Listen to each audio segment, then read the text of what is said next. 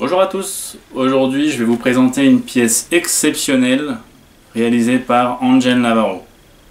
Je prends une vue un petit peu reculée parce que malheureusement le couteau ne tient pas dans ma boîte lumineuse. Voilà, c'est vraiment un couteau de dingue. Plus de 50 cm de long une fois ouvert. Assez impressionnant. Ok, on va changer de vue pour voir un petit peu plus en détail ce couteau de fou. Alors on va essayer de regarder ce couteau d'un petit peu plus près, qui a été réalisé par Angel Navarro.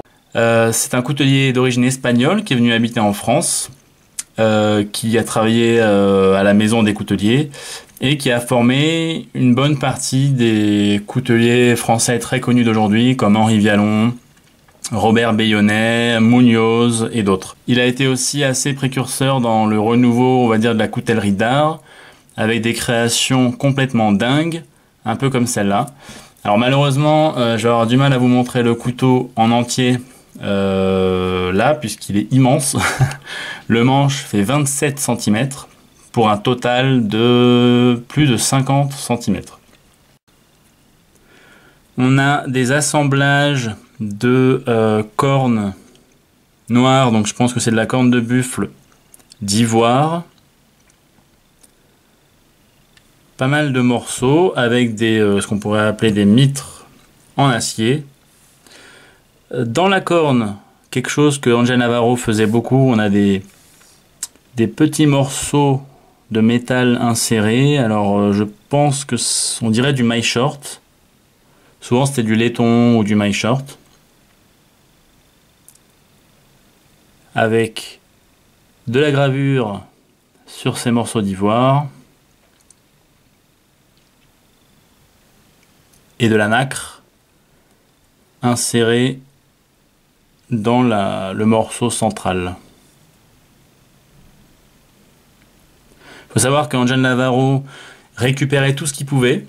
Il détestait jeter le moindre morceau de matériau, donc il allait utiliser tout ce qu'il pouvait pour ses couteaux, en fait, pour faire des couteaux. Sur le dos de la lame, on a quelque chose qui est tout à fait dans le style, là encore, de Angel Navarro, ce qu'on appelle les platines retournées. Donc en fait, les platines dépassent et il les replie sur le matériau, sur les plaquettes, en fait. Avec du guillochage, encore une fois, dans le style de Angel Navarro, sur les platines retournées, sur le ressort.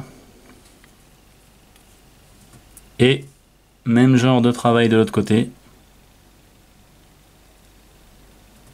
avec des alternances d'ivoire, de cornes, de gravures, d'inserts de matériaux. Alors je ne saurais pas vous dire la technique qu'il a utilisée pour insérer ce genre de matériaux parce que c'est quand même assez détaillé. Voilà, je pense qu'il avait une technique là encore qui lui était propre. Au niveau donc voilà, le dessous du manche, c'est pareil, on a les platines retournées et encore une fois tout un travail qui a été effectué sur les mitres.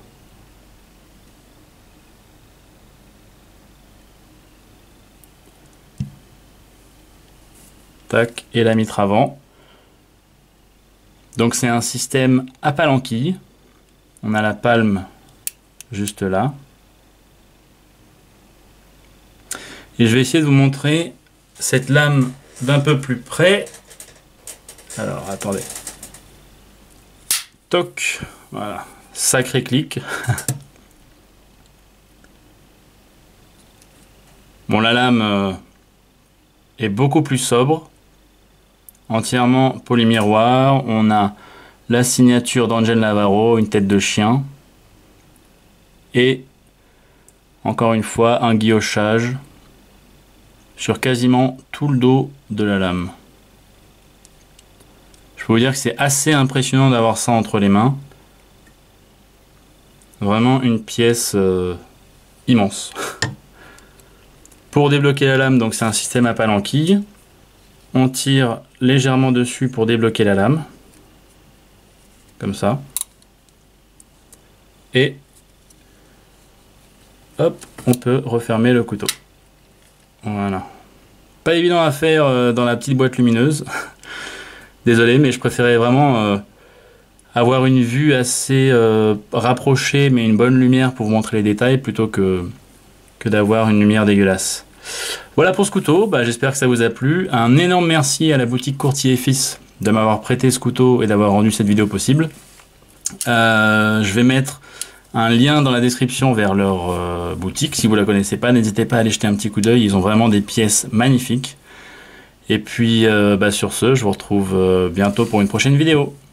Ciao.